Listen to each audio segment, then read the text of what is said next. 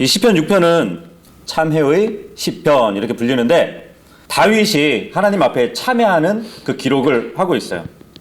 그래서 자신에게 임한 하나님의 진노가 거두어 주실 것을 하나님 이 진노를 거두어 주십시오.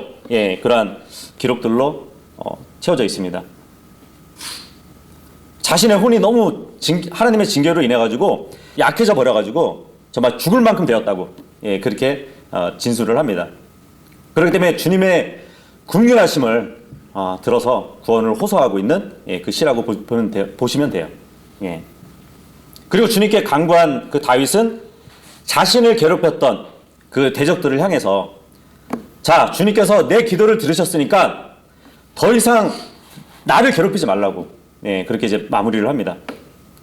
나를 괴롭히지 말고 떠나버리라고 그렇게 담대히 명하는 기록도 볼 수 있어요.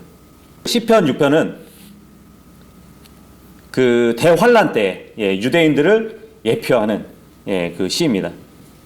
앞으로 대환란 때에 이스라엘 백성이 주님께 기도하는 것을 다윗을 통해서 이렇게 보여준다고 볼 수 있어요. 우리가 1절 한번 읽어보도록 하겠습니다. 1절 시작. 오 주여, 주의 분노로 나를 책망하지 마시고 주의 맹렬한 노여움으로 나를 징계하지 마소서. 예. 여기 제목 보시면은 느기노새 맞추고 이렇게 시작을 하죠. 우리가 시편 4편 보면은 똑같이 느기노스로 지은 시 이렇게 나오죠. 악장하게 준 시. 예. 먼저 살펴봤듯이 느기노 하면은 현악기, 그러니까 줄이 달린 악기로 이 찬양을 불렀던 시라고 볼 수 있죠. 그리고 스미닛에 맞추어 악장에게 준 다윗의 시 이렇게 되어 있는데 스미닛은 뭘까요? 스미닛. 여덟 번째라는 의미를 갖고 있어요. 도레미파 솔라 시 7개죠. 여덟 번째는 뭐죠? 다시 도잖아요. 그죠? 예. 그래서 이 스미닛은 옥타브, 그러니까 한 옥타브를 올라가는 그 자리를 얘기하는 것 같아요. 보통 여덟 하면은 새로움을 나타내는 숫자거든요. 우리가 금방 살펴봤듯이 피아노 건반도 도레미파 솔라 시 하고 새롭게 시작한 게 여덟 번째예요. 도부터, 그죠? 예. 그리고 우리가 일주일을 지내고 나서, 일주일은 7일이잖아요. 근데 7일 지나고 나서 다시 첫 주가 되는 게 8일째부터거든요. 그죠? 예수님의 부활도 마찬가지죠. 예수님의 부활도 나중에 그 주의 첫날, 8일째 되는 날 부활을 하셨죠. 그리고 홍수가 끝난 후에 방주가 아라랏산에 머물렀을 때 노아와 그 가족이 몇 명이었죠? 8명이었죠. 그 8명이 새 땅에서 출발하는 모습을 우리가 볼 수 있습니다. 그래서 8은 새로움을 나타내는 수거든요. 그리고 신정 국가였던 이스라엘, 그 이스라엘의 출발이 이제 사울 왕부터 시작을 한다고 이렇게 볼 수도 있지만 사울은 사람들이 택한 왕이잖아요. 그죠? 예. 신정 국가인 이스라엘의 출발은 다윗 왕부터입니다. 왜냐하면 하나님은 다윗을 선택하셨거든요. 근데 그 다윗은 이새라는 사람의 아들 중에 몇 번째 아들인지 아세요? 8번째 아들이에요. 예. 그리고 이 세상에 새로 태어난 아기가 할례를 받을 때가 8일째, 그죠? 예. 8일째에 할례를 받고 선민이 되는 것이죠. 요한복음 3장에 가면은 예수님과 니고데모하고 대화를 나눠요. 무엇을 나누냐면 새로운 탄생에 대한 얘기를 나눈단 말이에요. 다시 태어나는 그 일에 대해서 대화를 나누는데 그 장면에서 다시 나다, 태어나다, 이 말이 몇 번 등장하냐면 8번 등장을 해. 그래서 8은 새로운 탄생을 의미하는 숫자라는 것이죠. 그렇게 보면은 지금 이 1절 위에 제목에서 스미닛 했을 때 8, 이 8은 새로운 어떠한 출발 이런 것을 의미를 한다면 본 시의 전체적인 문맥을 보면 야곱의 고난의 때 바로 대환란이 몇 년이요? 7년이죠. 7년을 지나고 나서 그 대환란을 견디고 난 다음 8년째 되는 날 새로운 천년왕국으로 들어가게 될 이스라엘을 그려준다고 볼 수 있습니다. 그런 것을 좀 암시해주고 있어요. 근데 지금 우리가 1절에 봤듯이 오 주여 주의 분노로 나를 책망하지 마시고 주의 맹렬한 노여움으로 나를 징계하지 마소서 이렇게 이야기를 하고 있습니다. 다윗은 지금 하나님의 분노로 인해서 자신이 고난 중에 있다고 그리고 그 고난 중에 있음을 깨닫고 하나님께 책망과 징계를 거두어 달라고 지금 호소하고 있어요. 그죠? 그러니까 이미 자신의 범죄로 인해서 하나님의 진노의 책직을 맡고 있는 중인데 하나님께 구원해 달라고 지금 호소하고 있는 것이에요. 그런데 1절을 가만히 보면은 다윗은 단순히 주님의 책망하고 징계를 하지 말라고 하는 거 아니에요. 주님의 분노하시는 책망. 그냥 책망이 아니고 주님의 분노가 들어간 책망은 굉장히 무겁고 무서운 겁니다. 그것을 하지 말아달라고 그러는 거예요.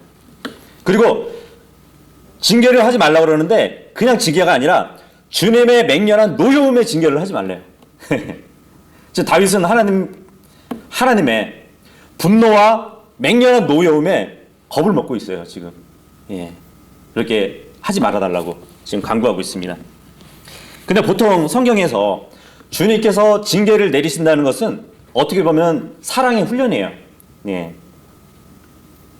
그냥 소멸시키는 것이 아니라 그 징계는 한 걸음 더 나아갈 수 있는 그 발받침이 될 수 있도록 주님께서 채찍질 하시는 거거든요. 시편 94편 12절을 보시면 오 주여 주께서 징계하시고 주의 법으로 가르치시는 사람은 복이 있나니. 지금 다윗은 하나님의 징계를 받고 있거든요. 그렇다면은 지금 다윗은 저주를 받은 사람인가요? 아니죠. 복을 받은 사람이에요. 하나님의 징계를 받는 사람은 복 받은 사람이래요. 그리고 잠언서 3장 11절로 가시면 내 아들아 주의 징계를 멸시하지 말고 그분께서 바로잡아 주시는 것에 실증을 내지 말라 합니다. 징계를 받는 자가 누구예요? 아들이에요, 아들. 아버지가 아들을 징계하시는 거란 말이죠. 근데 그 주의 징계를 멸시하지 말고 바로 잡아주시는 것에 실증을 내지 말래요. 혹시 그런 거 아세요? 그 아이를 매로 혼내는데 아이가 갑자기 매를 손으로 딱 잡아요. 손을 잡고 잘할 테니까 하지 말라고, 때리지 말라고. 그 자녀가 그렇게 하면은 좀 부모로서 황당하잖아요, 그죠? 당황스럽잖아요. 그 12절을 보시면 주께서는 자신이 사랑하는 자를 바로 잡아주시되, 그러니까 주님은 자신이 사랑하는 자를 바로 잡아주신대요. 사랑하지 않으면 이 징계도 하지 않는다는 말씀이잖아요, 그죠? 마치 아버지가 자기가 기뻐하는 아들을 바로 잡아주는 것 같이 하시느니라. 본문의 주님은 다윗을 사랑하지 않거나 기뻐하지 않았으면 이런 징계를 하지 않았을 겁니다. 그죠? 히브리서 12장 11절도 보시면 그런데 어떤 징계도 그 당시에는 기쁘게 보이지 아니하고 슬프게 보이나 그럼에도 불구하고 그것은 후에 그것에 의해 단련된 자들에게 의와 화평한 열매를 맺느니라. 시편 6편에 다윗은 지금 주님께 징계를 받고 있는데 지금 다윗은 이 징계를 받는 중에는 슬프게만 생각을 했던 것이죠. 하지만 이 징계가 끝나면 나중에 의와 화평한 열매를 맺게 해주신다는 히브리서 말씀이 있는 것이에요. 이렇게 만약에 하나님의 심판이라면, 그죠? 심판이라면은 그를 소멸할 것이지만 주님은 아들로서, 사랑하는 자로서 또 기뻐하는 자로서 그리고 의와 화평의 열매를 맺게 하기 위해서 지금 다윗을 징계하고 있는 그 모습을 우리가 볼 수 있습니다. 지금 이 시편 말씀은 다윗을 말하지만 환란 때에 유대인에게 이제 적용되는 말씀이라고 말씀드렸잖아요, 그죠? 예표적으로 다윗이 길어졌지만 유대인들은 자기네 왕은 카이사르밖에 없다고, 그리고 메시아를 거부했었잖아요, 그죠? 그리고 메시아를 죽이기까지 했어요. 그래서 그 피를 우리 자손에게 돌리라고 셀프 저주까지 했었잖아요. 그래서 그 결과가 이스라엘은 대환란이라는 징계를 받게 되는 것입니다. 근데 그 징계가 어느 정도 크냐면 요엘서에 보면은 그 날을 크고 두려운 심판의 날이라고 해요. 네. 얼마나 그 심판이 크면은 유대인들이 나중에 구원을 호소하는 거예요. 주님의 그 분노, 주님의 분노를 좀 줄여주십시오. 주님의 맹렬한 노여움에서 이제 우리를 구원해 주십시오. 잘못했습니다 하는 그러한 기도가 대환란 때 있을 거라는 것이에요. 그래서 다윗의 기도같이 대환란 때도 그 이스라엘 백성이 정말 주님의 분노와 맹렬한 노여움을 좀 이렇게 주지 마시라고 기도를 한다는 것입니다. 왜냐하면 정말 주님의 분노와 주님의 맹렬한 노여움이 있으면 어떻게 되는지 아세요? 이사야서 13장 9절 한번 보도록 할게요. 보라, 주의 날, 대환란 때죠. 진노와 맹렬한 분노로 인한 잔혹한 날이 와서 그 땅을 황폐하게 하며 그가 그 땅의 죄인들을 그곳에서 끄집어내어 멸하리니. 주님의 진노와 맹렬한 분노가 있으면 그 땅을 황폐하게 만든대요. 그리고 그 땅의 죄인들을 멸해버리신대요. 근데 지금 유대인들은 그 멸망당한 사람들처럼 우리에게 그런 분노를 퍼붓지 말라고 기도를 할 것이라는 말입니다. 그 진노의 날이 얼마나 큰지 다윗의 기도와 같이 유대인들도 같은 기도를 한다는 것이에요. 에레미야서 10장 24절도 한번 보도록 할게요. 오 주여 나를 바로잡으시되. 물론 주님께서 저를 책망하고 징계해도 좋습니다 이 말이에요. 지금 나를 바로잡으시되 판단의 공의로 하세요. 대신에 주의 분노로는 하지 마옵소서 지금 하는 겁니다.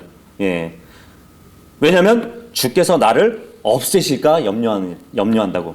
그죠? 나의 죄로 인해서 주님이 나를 책망하셔도 돼요. 나를 징계하셔도 됩니다. 하지만 주님의 분노로는 하지 마십시오. 주님께서 나를 없앨까봐 염려가 된다고 지금 그 얘기를 하고 있는 것이에요. 무섭죠, 그죠? 근데 주님은 유대인들이 다 소멸되지 않을 정도의 징계를 하실 분이에요. 물론 유대인들은 이렇게 기도를 하겠지만 주님은 정말 그들을 소멸될 만큼, 그들을 없앨 만큼 진노를 퍼붓지는 않으실 겁니다. 마태복음 24장 22절도 한번 보도록 할게요. 19절부터 볼게요. 19절부터. 그 날들에는 아이벤 자들과 젖먹이는 자들에게 화가 있으리로다. 그러나 너희의 도피하는 일이 겨울이나 안식일에 일어나지 않도록 너희는 기도하라. 그때에 큰 환란이 있을 터인데 세상이 시작된 이래로 이때까지 그런 환란이 없었고 이후에도 결코 없으리라. 그 날들이 단축되지 아니하면 어떤 육체도 구원받지 못할 것이나 선택받은 자들, 유대인들이에요. 그들을 위해 그 날들이 단축되리라.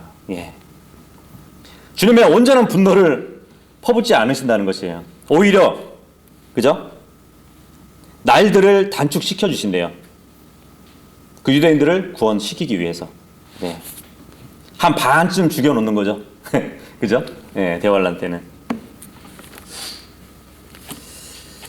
결국에 이제 지금 다윗은 징계의 그 제거를 위해서 기도하는 것이 아니라 진노 가운데 징계하시는 거, 진노 가운데 심판하시 말아달라고 기도하는 것입니다. 책망의 막대기가 칼이 될까봐 두려워서 기도를 했다는 것입니다. 만약에 이 시편이 다윗이 뭐 살인과 간음죄 그거를 저지른 후에 기록된 거라면 당연히 주님은 용서하지 않으시는 그 분노와 심판으로 심판하셔도 정당하신 분이셨어요. 그죠? 그렇다면은 다윗은 정말 1절의 말씀처럼 정말 간절하게 주님께 기도해야 하는 것도 맞는 것이겠죠. 2절을 한번 읽어보도록 하겠습니다. 돌아와서 6편 2절 시작. 오 주여 내가 연약하오니 내게 긍휼을 베푸소서. 오 주여 내 뼈들이 괴로워하오니 나를 치유하소서. 뼈가 괴롭대요. 뼈가.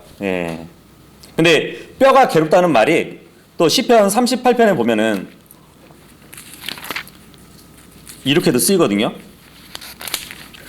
시편 38편 3절에 보면 주의 분노로 인해 내 살에 성한 곳이 없고 내 죄로 인해 내 뼈들의 안식이 없느니라.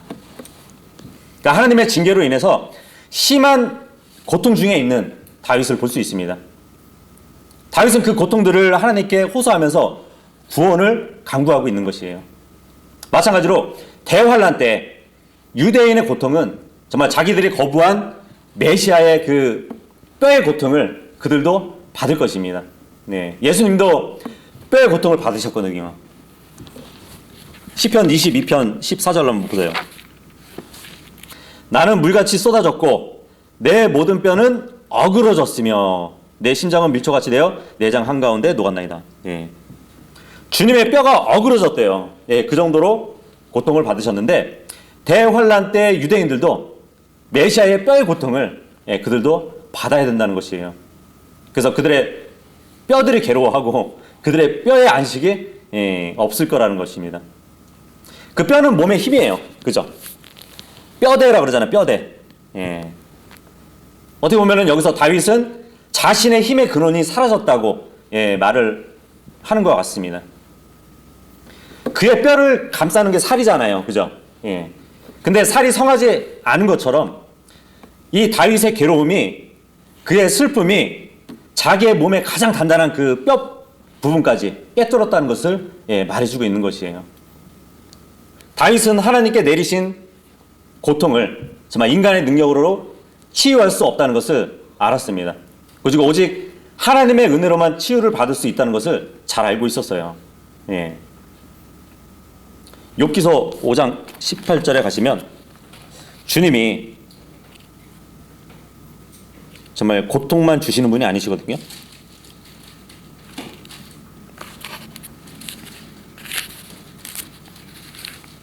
욥기서 5장 18절에 보시면 이는 그분께서 아프게 하시다가 싸매시며 상하게 하시다가 자신의 손으로 온전하게 하시기 때문이니라. 뭐 이거 쉽게 얘기하면은 병 주고 약 주고 하시는 분이네요. 그죠? 어쨌든 다윗은 이러하신 주님을 알았기 때문에 나의 이 고통을 치유할 수 있는 분은 하나님이시라는 것을 잘 알고 있었습니다. 호세아서 6장 1절에도 비슷한 말씀을 하세요. 오라 우리가 주께로 돌아가자. 그분께서 우리를 찢으셨으나 우리를 낫게 하시리라. 그분께서 우리를 치셨으나 우리를 싸매어 주시리라. 그래서 환난 때는 찢으시고 치셔서 이스라엘 백성을 아프게 하셨지만 그 환난 끝에는 상처를 싸매 주시고 온전히 낫게 해주시는 정말 이스라엘의 회복을 또한 그려주고 있습니다. 연약한 육신을 가진 인간에게 닥치는 그 괴로움 그리고 고통은 인간의 죄악의 그 심각성을 깨닫게 해줘요. 그리고 하나님 앞에 겸손하게 또 만들어 줍니다. 그리고 회개할 수 있도록 해주는 것이에요. 그래서 주님은 요한복음 3장 19절에 내가 사랑하는 자들을 다 책망하고 징계하노니 그런즉 열심을 내어 회개하라 이 말씀을 하고 있는 것입니다. 대환란은 유대인의 심판을 목적으로만 위해서 있는 날이 아니에요. 주님의 징계의 불은 그들이 통과해가지고 정금같이 나오게 하시는 작업입니다. 그래서 이스라엘을 다시 순수한 주님의 백성으로 만들기 위한 하나의 작업 여정을 거치는 날이 바로 대환란인 것이에요. 돌아와서 3절을 보도록 하겠습니다. 3절 시작. 내 혼도 몹시 괴로워하나이다. 그러나 오 주여 어느 때까지니까. 지금 다윗은 주님의 징계로 인해서 자신의 육체뿐만 아니고 혼까지 심한 고통을 당하고 있대요. 예. 언제까지 내 혼을 고통 중에 방치해 두실 겁니까? 예, 그렇게 얘기를 하고 있어요. 마찬가지로 대환란 때 유대인들은 환란 가운데서 혼의 고통을 호소할 거예요.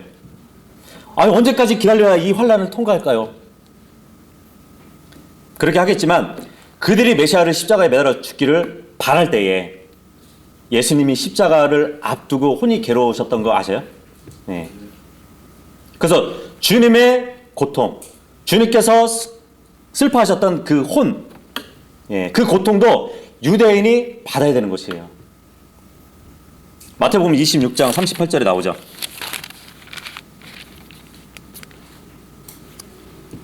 이제 겟세마네에서 주님께서 기도하시다가 이런 말씀을 하거든요. 그때 그분께서 그들에게 이르시되 내 혼이 심히 슬퍼 죽을 지경이니 너희는 여기서 머물러 나와 함께 있으라 하신뒤. 주님의 혼이 심히 죽을 만큼 슬펐다고 말씀을 하고 있습니다. 근데 지금 다윗도 그렇고 앞으로 그 대환란 때 유대인들도 그렇고 이 혼이 몹시 괴로운데 언제까지 기다려야 되냐고 하고 있어요.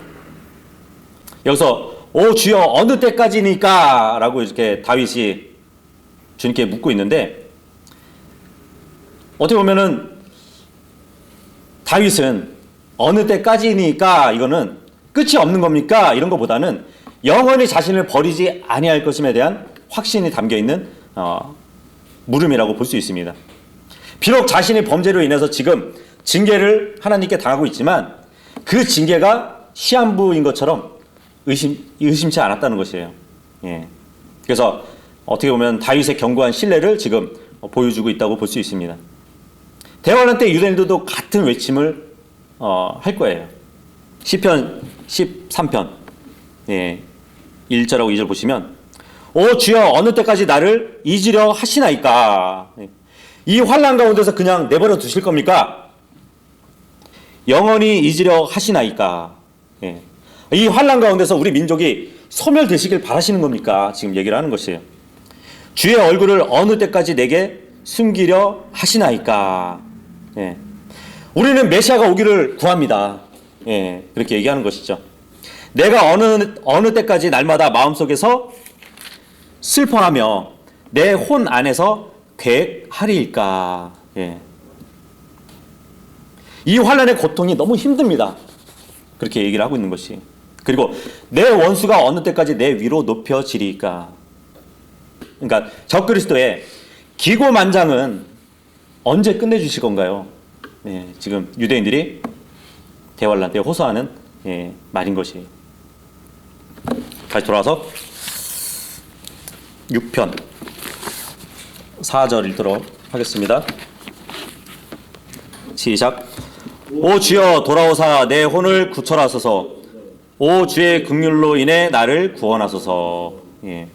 다윗은 주님께 자신에게 돌아오셔가지고 혼을 건져주시기를 바라고 있습니다. 하나님께서 자신을 떠나셨는데 자기 혼이 고통 중에 있으니까 빨리 오셔서 자신의 죄를 용서해 주시고 또 자신과 함께 동행해 달라는 그 말을 하고 있는 것이에요. 그래서 이러한 구원의 근거는 정말 인간인 자신에게서 찾을 수 없다는 것을 보여줍니다. 오직 하나님의 긍휼하심 뿐이라고 지금 다윗은 알고 있었어요. 그러니까 구원은 하나님의 사랑만이 그 근거가 되는 것이거든요. 그래서 하나님의 사랑은 예수 그리스도의 구속 사역이 성취하면서 밝히 드러나게 되죠. 그래서 로마서 5장 8절에 보면 우리가 죄인이었을 때 그리스도께서 죽으심으로 하나님께서 자신의 사랑을 당당히 제시하셨다고 그렇게 말씀을 하고 있는 것이거든요. 그래서 성도는 예수 그리스도로 말미암아 하나님의 긍휼로 구원받은 자들입니다. 그런데 지금 다윗이 오 주여 돌아오셔서 나의 혼을 건지옵소서 이렇게 얘기를 한단 말이에요. 돌아오라고 한 것은 주님이 어디에 갔다는 거잖아요. 그죠? 교리적으로 재림을 위한 기도예요. 대환란 때 유대인들은 이렇게 기도할 거란 말이에요. 빨리 돌아오시라고. 우리의 혼을 건져달라고. 속히 오셔가지고 이 환란에서 구원해 달라고 하는 것이에요. 주님이 돌아오시기 전에는 조건부가 있어요. 그것은 바로 이스라엘의 회복입니다. 예. 말라기서 3장 7절 한번 보도록 할게요. 군대들의 주가 말하노라. 참으로 너희 조상들 시대로부터 너희가 내 규례들을 버리고 떠나 그것들을 지키지 아니하였도다.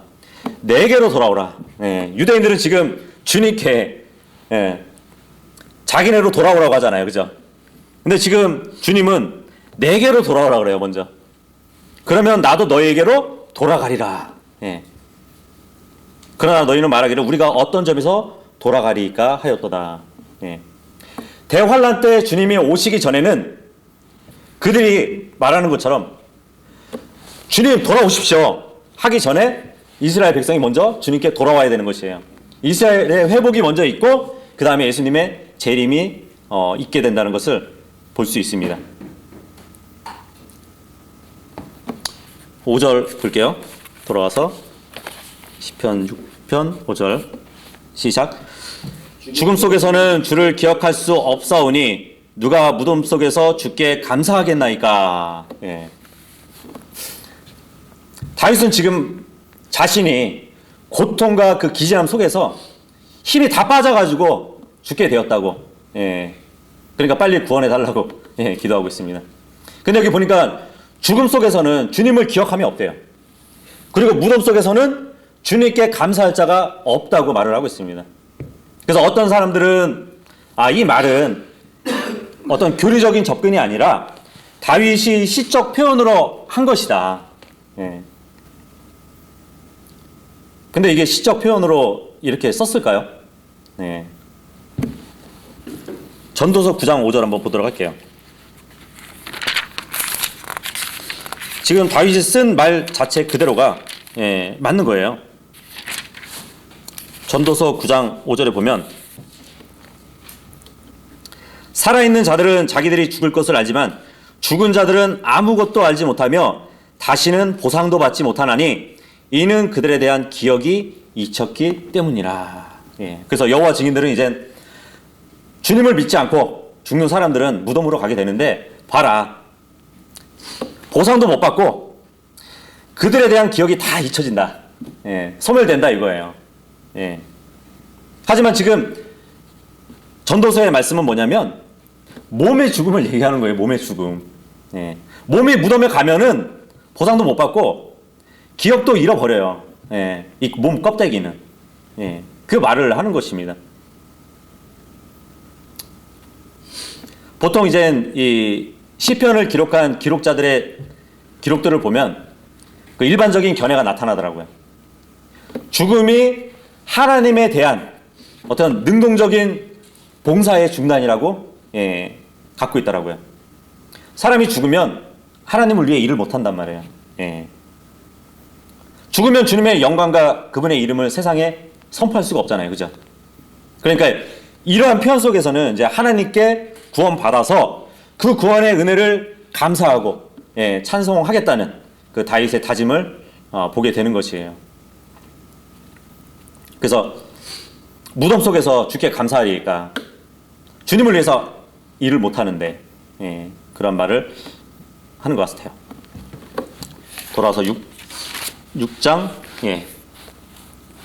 6편 6절입니다. 시작. 내가 신음함으로 피곤하며 밤새도록 내 잠자리를 띄우고 눈물로 내 침상을 적시나이다. 다윗은 하나님께서 내리시는 그 징계로 인해 가지고 당하는 그 고통의 눈물을 호소하고 있어요. 또 자신의 죄로 인해서 고민하게 되는 것이에요. 그러다 보니까 밤을 설치게 되는 것이에요. 여기 보니까 내가 6절에 보면 내가 신음함으로 피곤하며 피곤한데도 불구하고 잠을 못 자는 것이에요. 그래서 밤새도록 내 잠자리를 띄우고 이 말을 하거든요. 근데 이 띄운다는 말이 수임이에요. 수임이 영어로 수영하다는 뜻이에요. 여러분들 그렇게 겪어보죠. 잠은 자야 되는데 생각이 많은지 마음이 들떴는지 잠이 안 오면은 침대 위에서 어떡하죠? 이리 뒹굴고 저리 뒹굴고 그러지 않나요? 그죠? 몸을 많이 움직이잖아요. 잠도 못 자면서. 그런 것 같은 것이에요, 지금. 네. 그리고 눈물로 내 침상을 적신다고 말을 하고 있습니다. 밤새도록 울면, 밤새도록 울다가 아침에 일어나면 어떨까요? 부스스하겠죠. 얼굴이 부스스하고 아마 다크서클이 여기 묻어나지 않을까요? 그래서 눈물을 많이 흘리고 나서의 그 모습을 욥기서에 또 이렇게 기록이 되어 있더라고요. 욥도 이젠 눈물을 많이 흘렸던 사람이거든요. 고통 가운데. 욥기 16장 16절 한번 보도록 할게요. 내 얼굴은 울음으로 더러워지고, 그렇죠? 눈물을 많이 흘리면은 눈물 얼룩이 얼굴에 생기잖아요. 예. 그래서 얼굴이 더러워진대요. 그리고 내 눈꺼풀에 사망의 그늘이 있으나, 이 이야기를 합니다. 잘 돌아서 6편 7절 보도록 할게요. 시작. 내 눈이 고통으로 인해 침침해졌으며 내 모든 원수들로 인해 노쇠해지고 있나이다. 원수들로 인해 가지고 지금 눈이 침침해졌대요. 그리고 어두워질 정도가 됐다고 합니다. 그러니까 노쇠했다고 이렇게 나오네요. 그러니까 다윗이 이러한 상태에서 정말 하나님께 잠시 버림받은 그 고통의 심각성을 지금 보여주고 있는 것이에요. 대환란 때 유대인들도 마찬가지죠. 또 원수인 적그리스도의 만행으로 인해서 많이 힘들어질 겁니다. 그런 것도 표현을 하는 것 같아요. 8절 읽어보겠습니다. 시작. 불법을 행하는 모든 자들아 너희는 내게서 떠날지어다. 주께서 내 울음소리를 들으셨도다. 다윗은 자신이 주님께 호소했던 그 기도가 응답되었다고 말을 하고 있습니다. 하나님께서 자신의 부르짖음을 들었다고, 기도 응답에 대한 확신을 지금 다윗은 담대하게 말하고 있어요. 담대히 말할 수 있는 것은 정말 하나님께서 자신과 함께 하신다는 믿음도 있었겠죠. 원수들이 다윗을 괴롭힐 수 있었던 것은 하나님께서 그 원수들을 그 다윗을 징계하는 데 도구로 사용했기 때문에 그렇게 된 것이에요. 하지만 다윗의 기도가 하나님께 연락됐고 하나님께서 이제 응답하셨으니까 그 원수들의 징계로 쓰인 원수들은 이제 물러가야겠죠. 그죠? 그래서 다윗은 그들에게 나는 내 기도가 하나님께 응답됐으니까 너희는 이제 떠나라고 그렇게 얘기를 하는 것입니다. 9절이요. 읽어보겠습니다. 시작. 주께서 내 간구를 들으셨으니 주께서 내 기도를 받으시리로다. 그러니까 하나님의 백성의 승리는 주님을 의지함으로 인해서 얻을 수 있는 것이에요. 그래서 성도가 하나님과의 관계를 정상적으로 유지할 때 원수 마귀는 감히 성도를 건드리지 못할 겁니다. 그 환란 때도 유대인들이 아마 그럴 것 같아요. 이제 환란의 막바지가 이르러가지고 자, 이 환란 가운데 우리를 괴롭혔던 그 적그리스도와 또 그를 추종하는 자들아 더 이상 우리를 이제 괴롭히지 못할 것이라고. 왜냐하면 주님께서 우리를 회복시켜 주실 것이고 도우실 거고 그리고 곧 다시 오실 것이라고. 그렇게 아마 담대하게 얘기를 할 것입니다. 마지막 10절 읽어볼게요. 시작. 내 모든 원수들이 수치를 당하고 심히 괴로워할 것이며 그들이 돌아가서 갑자기 수치를 당하리로다. 다윗은 하나님께서 자신을 떠났을 때에 원수들로 인해 가지고 자신이 심한 고통을 받았지만 하나님께서 다시 돌아오실 때에 원수들이 떨면서 정말 자신들이 부끄러워하면서 물러갈 것임을 지금 노래하고 있습니다. 한마디로 승리의 개가를 부르고 있는 것이에요. 10절에 와서는. 대환란 때도 마찬가지로 이스라엘을 떠나 계셨던 메시아께서 다시 오시면 원수들을 밟으실 것이에요. 다윗이 하나님 앞에서 탄식했고 호소한 그것들은 지금의 우리 성도들에게 있어서도 모범을 보여주고 있습니다.